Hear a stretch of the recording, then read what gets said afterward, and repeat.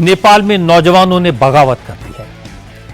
Prime minister KP Sharma Oli की सरकार के खिलाफ लगातार प्रोटेस्ट हो रहे हैं।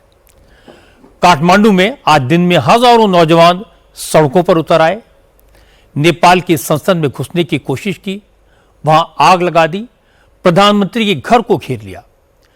सिचुएशन कंट्रोल करने के लिए पुलिस ने गोली चलाई, जिसमें अब तक 21 लोगों की मौत हो चुकी है। 250 से ज्यादा प्रोटेस्टर्स घायल हैं। 4 पत्रकारों को भी गोली लगी है। पुलिस के इस एक्शन ने आंदोलन को और व्यापक कर दिया। काठमांडू के अलावा पोखरा, विराटनगर, नेपालगंज, कटहरी और रूपनदेवी जैसे कई शहरों में प्रोटेस्ट शुरू हुए। फिर वहां भी कर्फ्यू लगाना पड़ा।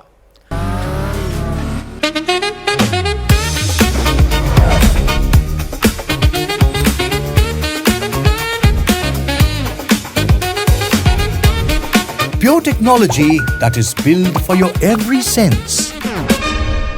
Acer Pure from Acer. Kathmandu में आर्मी को बुला लिया गया है। सरकार ने नौजवानों को शाम 5 बजे तक वापस लौटने का आदेश दिया था, लेकिन प्रदर्शनकारियों ने सरकार की कोई भी बात मानने से इनकार कर दिया। हालात को देखते हुए नेपाल के होम मिनिस्टर ने इस्तीफा दे दिया है, लेकिन प्रोटेस्टर्स केपी शर्मा ओली की सरकार को हटाने की मांग कर रहे हैं।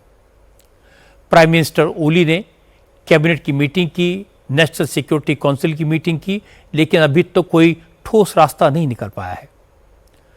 आज जो प्रोटेस्ट शुरू हुआ, उसको हवा दी सोशल मीडिया प्लेटफॉर्म पर लगी पाबंदी ने।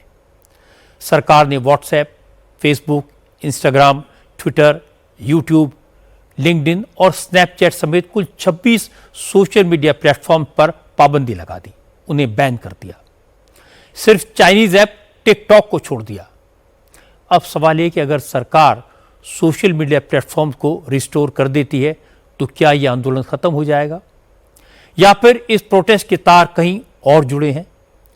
आज नौजवानों का जो सैलाब सड़कों पर निकला, उसका नेता कौन है? इस प्रदर्शन को जेन ज़ी आंदोलन का नाम क्यों दिया गया? सरकार के सामने सबसे बड़ी प्रॉब्लम है क्या? और क्या नेपाल में एक बार फिर सरकार बदलेगी, सत्ता परिवर्तन होगा? नेपाल के जो हालात हैं उसका भारत पर क्या असर होगा? इन सारी बातों पर चर्चा करेंगे, लेकिन सबसे पहले आपको काठमांडू की वो तस्वीरें दिखाता हूं जिनकी चर्चा पूरी दुनिया में है। असल में 3 सितंबर को नेपाल में 26 सोशल मीडिया प्लेटफॉर्म पर सरकार ने पाबंदी लगा दी। केपी शर्मा ओली की सरकार का दावा है कि सोशल मीडिया प्लेटफॉर्म्स नेपाल में इंस्टेबिलिटी को बढ़ावा दे रहे थे, नेपाल के कानून का पालन नहीं करते, इसलिए सोशल मीडिया प्लेटफॉर्म पर बैन जरूरी है। 3 सितंबर को बैन लगा और आज सुबह जेन ज़ी नाम का आंदोलन शुरू हुआ। हजारों की तादाद में नौजवान सड़कों पर आ गए। हालांकि प्रदर्शनकारियों ने जो बैनर्स और पोस्टर्स हाथ में लिए हुए थे, उनमें सोशल मीडिया प्लेटफॉर्म पर पाबंदी के खिलाफ कोई नारे नहीं लिखे थे। ज्यादातर पोस्टर्स में सरकारी करप्शन, बेरोजगारी, पलायन और गरीबी जैसे मुद्दों से जुड़े नारे लिखे थे। सरकार, प्रशासन और पुलिस को इतनी बड़ी संख्या में प्रदर्शनकारियों की जुटने की भनक तक नहीं थी। इसीलिए जैसे ही प्रदर्शनकारियों ने काठमांडू में पार्लियामेंट की तरफ बढ़ना शुरू किया तो पुलिस के हाथ पांव फूल गए।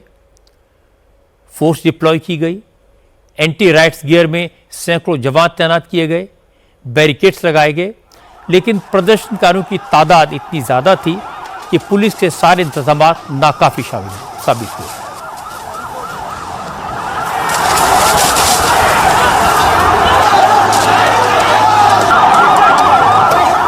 ये जो तस्वीर आप देख रहे हैं वो सुबह करीब 11 बजे की हैं। नेपाली नौजवान काठमांडू के न्यू बानेश्वर इलाके में एकजुट होकर पार्लियामेंट की तरफ बढ़ रहे थे।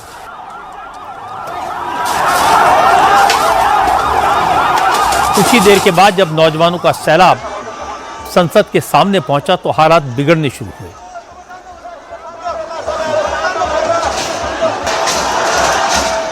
पुलिस ने पहले लाठीचार्ज किया, फिर वाटर कैनन का इस्तेमाल किया और फिर टीयर गैस के शेल दागे। इसके बाद भी पुलिस प्रोटेस्ट को रोकने में नाकाम रही।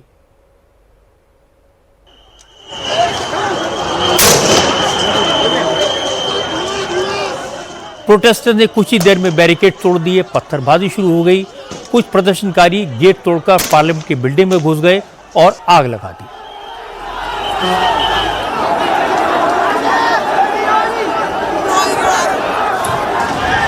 हालांकि प्रदर्शनकारियों को इस बात का एहसास था कि पुलिस लाठीचार्ज करेगी और टीयर गैस का इस्तेमाल करेगी, इसलिए कई लोग मास्क और हेलमेट पहनकर आए थे, जिससे लाठी की मार और आंसू गैस से बचा जा सके।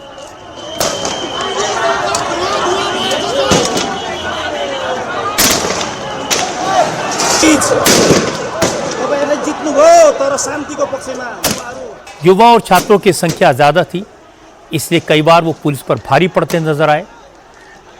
संसद के गेट पर तैनात पुलिस वालों पर बड़े पैमाने पर पथराव होने लगा।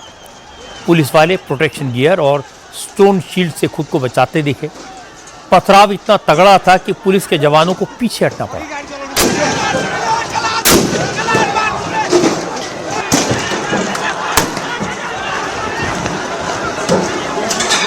पथराव, भगदड़ और अफरा तफरी का फायदा उठाकर कुछ प्रदर्शनकारी संसद के गेट पर चढ़ गए।